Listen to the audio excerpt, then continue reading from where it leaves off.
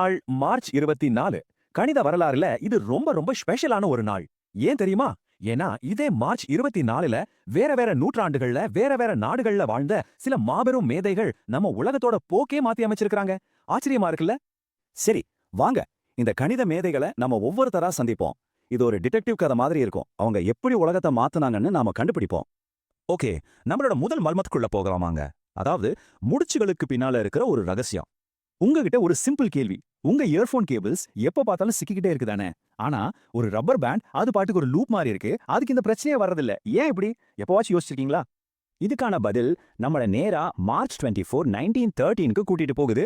அங்க Ralph Fox அப்படிங்கிற ஒருத்தரை நம்ம சந்திக்கிறோம். இவர் தான் இந்த மர்மத்தை தீர்க்கறதுக்கு ஒரு வழியை கண்டுபிடிச்சவரு. ரால்ஃப் ஃபாக்ஸோட ஐடியா ரொம்பவே பிரில்லியன்ட். அதாவது பார்க்க ரெண்டு முடிச்சுகள் ஒரே மாதிரி இருந்தாலும் அது உண்மையிலேயே வேற வேறையான மேத்ஸ் வச்சு நிரூபிக்க முடியும்னு சொன்னாரு. இதுக்கு பேரு தான் நாட் தியரி. அட ஏதோ தேரி நினைக்காதீங்க.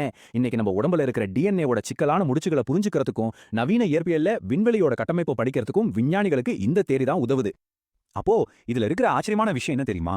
நீங்க உங்க ஷூ லேஸ்ல போடுற அந்த சிம்பிள் முடிச்சுக்கும் நம்ம உடம்புக்குள்ள இருக்கிற அந்த காம்ப்ளெக்ஸான டிஎன்ஏ அமைப்புக்கும் ரெண்டுக்கும் நடுவுல ஒரு ரகசியமான கணித மொழி இருக்கு.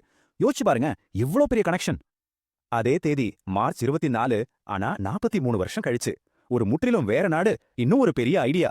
சரி, நம்ம அடுத்த மர்மம். அது உங்க போனுக்குள்ளேயே தான் ஒளிஞ்சிட்டு இருக்கு. என்னன்னு பார்க்கலாமா?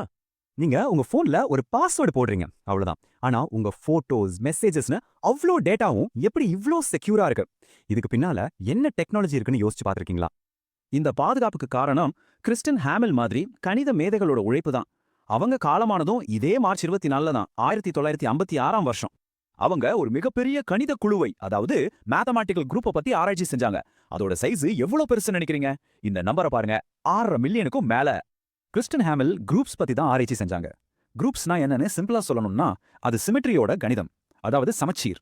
ஒரு பொருளை நீங்க எப்படி சுத்தினாலும் திருப்பினாலும் அதோட வடிவம் மாறாம இருக்கு இல்லையா? அதை பத்தினது தான் இது. இந்த சிமெட்ரி விதிகளை வச்சு தான் உடைக்கவே முடியாத டிஜிட்டல் சாவிகளை உருவாக்குறாங்க. இந்த கணிதம் தான் இன்னைக்கு மாடர்ன் கிரிப்டோகிராஃபியோட முதுகெலும்பு. அதுதான் உங்க பேங்க் அக்கவுண்ட், மெசேஜஸ், போட்டோஸ்னா எல்லாத்தையும் பாதுகாக்குது. அதனால இனிமே ஒவ்வொரு தடவையும் நீங்க உங்க போனை அன்லாக் பண்ணும்போது ஞாபகம் வச்சுக்கோங்க, அவங்க வரைபடமாக்க உதவி செஞ்ச ஒரு மறைக்கப்பட்ட கணித உலகத்துக்குள்ள தான் நீங்க கால் வைக்கிறீங்க. பாத்தீங்களா? ஒரே தேதி, ஆனா எவ்வளவு ஆழமான கதைகள். நம்மளோட பயணம் இன்னும் முடியல.